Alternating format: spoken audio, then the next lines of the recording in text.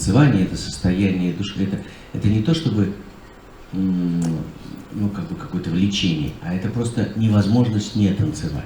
Аудитория самая приятная на самом деле, и пытливая, и главное, ну скажем так, обеспокоенная, да, и тем, что происходит в современном танце в России сейчас, на сегодняшний день, и тем, что происходит на душе иногда даже у человека творческого. Я им интересен не только как профессионал, наверное, но и как художник, и это нормально, потому что я точно так же интересуюсь другими людьми, своими кумирами, и меня интересует не только то, что их вдохновляет, но и их подход к работе, и душевное состояние, и то, откуда они черпают вдохновение, и все малейшие детали, которые только можно, не потому что я какой-то идеальный фанат, а потому что жизнь человека — это и есть его творчество. Ты узнаешь его жизнь, ты узнаешь, чем он дышит, чем занята его голова, чем занято его сердце.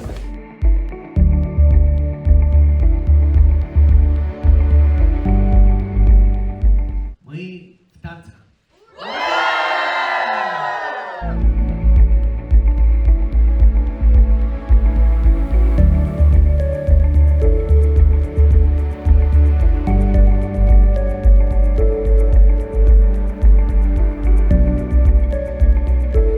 Тут очень хороший зал, это во-первых, есть условия, где тренироваться, готовиться к соревнованиям, а во-вторых, дети все очень стараются, и это видно, они прям выходят, улыбаются, и им это нравится, это самое главное.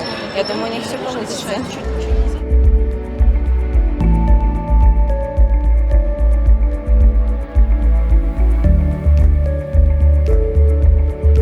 Дети показали очень классно. Мне кажется, что прям иногда хотелось плакать, иногда хотелось смеяться, все хлопали.